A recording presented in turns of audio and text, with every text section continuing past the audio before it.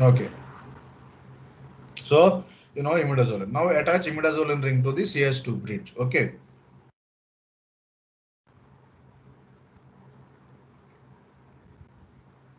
The ring is rotated this was horizontal. Here it was vertical. So imidazoline and naphthalene bridged with methyl group is nafazoline. Is it easy to remember? Now let us compare the structure of clonidine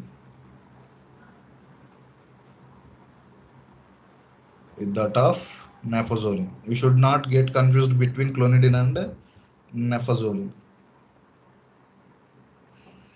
Okay, clonidine is also having imidazoline.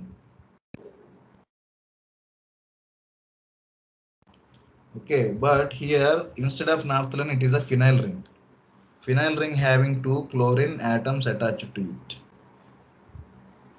And here there in nafazoline CH2 was the link.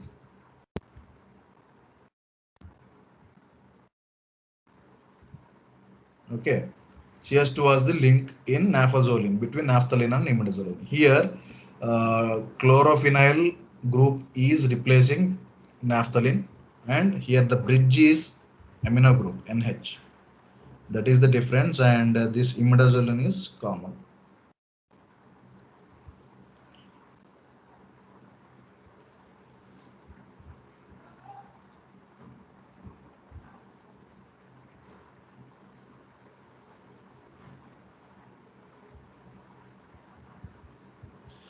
So the difference between clonidine and nafazoline are that instead of naphthalene there is a dichlorophenyl ring. So it is having two chlorine groups, clo. The name clo. Nidine indicates imidazoline. Okay, imidazoline. Okay, and please try to remember. Don't get confused between nafazoline and clonidine. In nafazoline, the middle bridge is CH2. In clonidine, the bridge is NH, amino group. Okay, both will have imidazoline. The bridge changes to NH amino group if it is clonidine, and bridge is methyl group if it is nafazoline. Okay, naphthalene and imidazoline linked by methyl group is nafazoline. Dichlorophenyl group and imidazoline linked with amino group is clonidine. Am I clear now?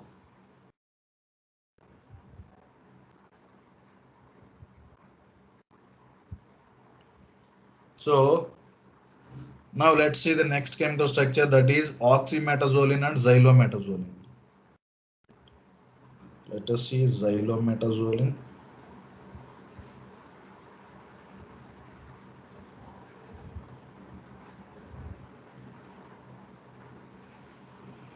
First, okay, xylometazoline is having, what is this thing, you will tell me.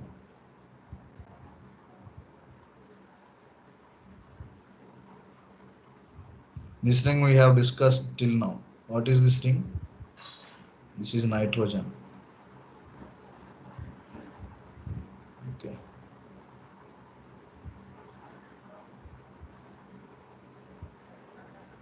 NH, okay.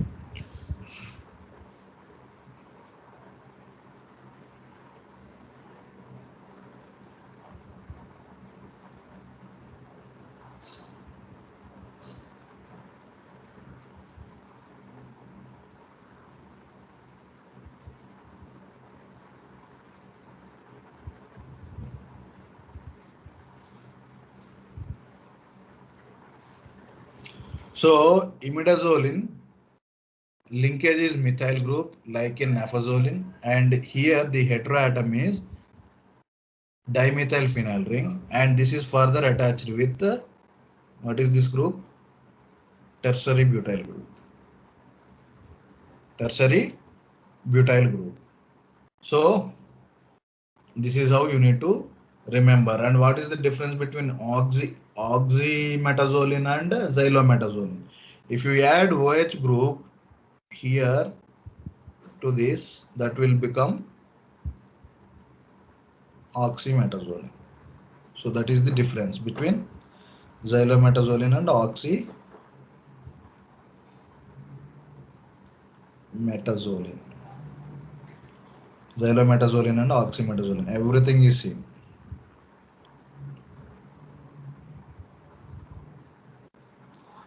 Imidazolin ring, methyl bridge. Okay. This phenyl ring with two methyl groups can also be called as xylene. The common name for methyl phenyl group having two methyl groups attached at meta positions. Okay, is also called as xylene.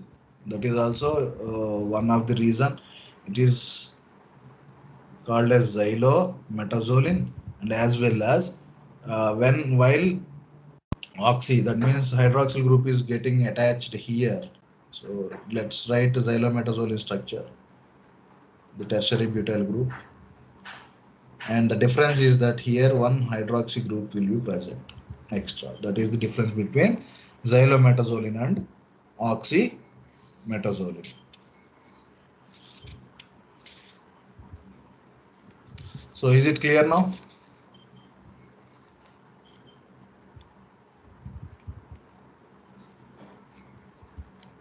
Please someone respond.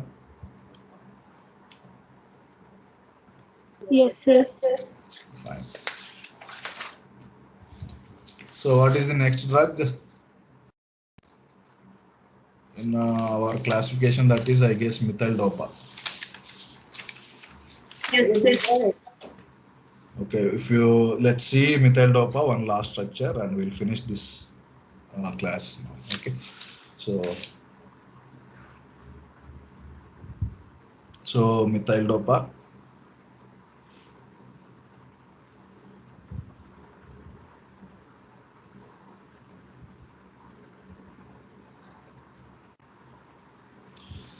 So you will tell me the differences with which we can compare. This is a catechol.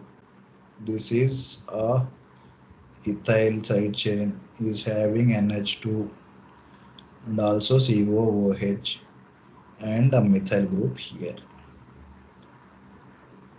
Can anyone compare it and tell me?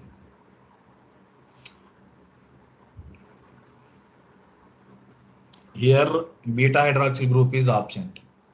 Beta position hydroxyl group is absent. One extra methyl group is present at alpha carbon, and you have carboxylic acid group attached to this. So it is looking like methyl dopamine, right? But instead of into the dopamine, you have added CH3 methyl group at alpha position, and what else is there?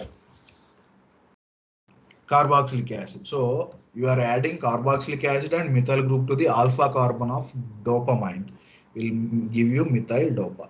So that you can compare it with the dopamine. So this is the structure of dopa. So let me revise what I have told you in this class. Okay. So initially we saw the classification of sympathomimetics. Fine. 1 minute.